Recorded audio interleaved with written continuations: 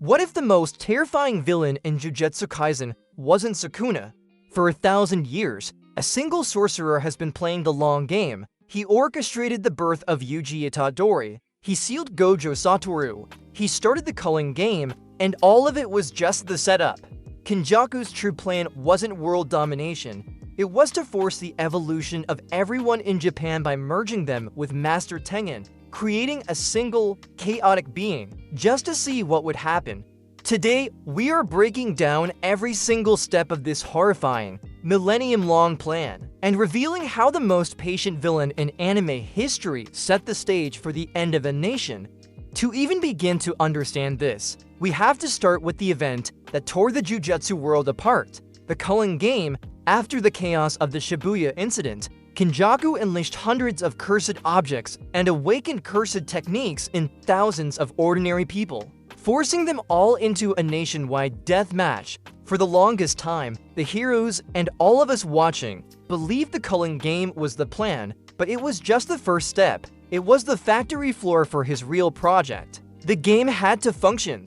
First, by forcing thousands of players into brutal, life-or-death combat across 10 barrier colonies. It generated a tidal wave of cursed energy. All that bloodshed, all that raw emotion, was being collected and funneled into a single point, like charging a horrifying, nation-sized battery.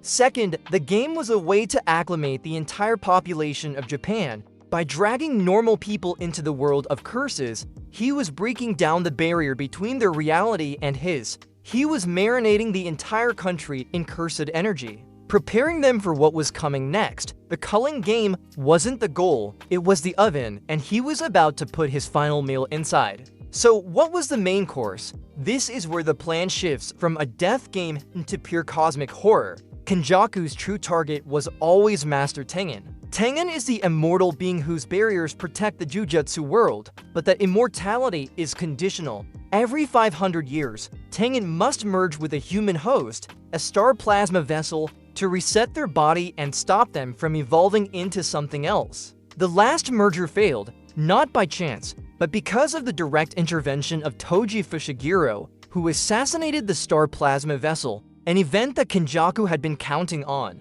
His plan was to use the colossal amount of cursed energy from the Culling Game to hijack this process and force a merger. Not with one person, but with every single non-sorcerer in Japan. He planned to fuse Tengen with over 100 million people, creating a single, new entity. It wouldn't be human, and it wouldn't be Tengen. It would be a creature of pure chaos, a monster swimming in an ocean of cursed energy. Its thoughts nothing but the combined, screaming consciousness of millions. And the reason, this is where it gets truly twisted. Kenjaku doesn't want power from this new being. To him, the people of Japan as they exist now are a stagnant, inefficient vessel for cursed energy. His goal is to force the next stage of evolution. By merging everyone with Tengen, he's creating the ultimate state of chaos to see what new, optimized form of existence crawls out of it. His motivation is the cold curiosity of a mad scientist who wants to shatter his experiment just to see if he can build something better from the pieces.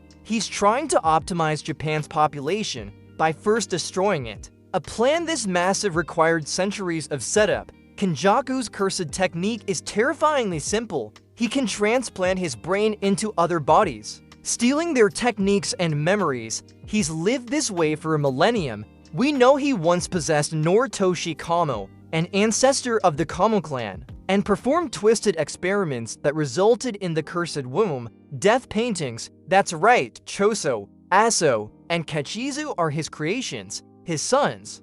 Which brings us to his most recent and most important host, Shaguru. Why Shaguru? Because of his cursed technique, cursed spirit manipulation. This was the master key Kenjaku needed. It allowed him to absorb the cursed spirit Mahito and use his idol transfiguration to remotely activate thousands of new players for the Culling Game. But his most calculated move, the one that set the entire modern story in motion, was the creation of Yuji Itadori. Kenjaku needed a perfect vessel to contain the king of curses, Sukuna. When he couldn't find one, he decided to make one. He found a man named Itadori and, at some point, took over the body of a woman with a unique anti-gravity cursed technique. So yeah, Kenjaku was Yuji's mother. That woman was Itadori, Yuji's mother. He created Yuji specifically to be the perfect cage for Sukuna, knowing that once the King of Curses was unleashed, the world would be thrown into enough chaos for his plans to finally begin. And if you enjoyed this breakdown, make sure to hit that like button and subscribe for more. Thanks for watching, and that's it for today.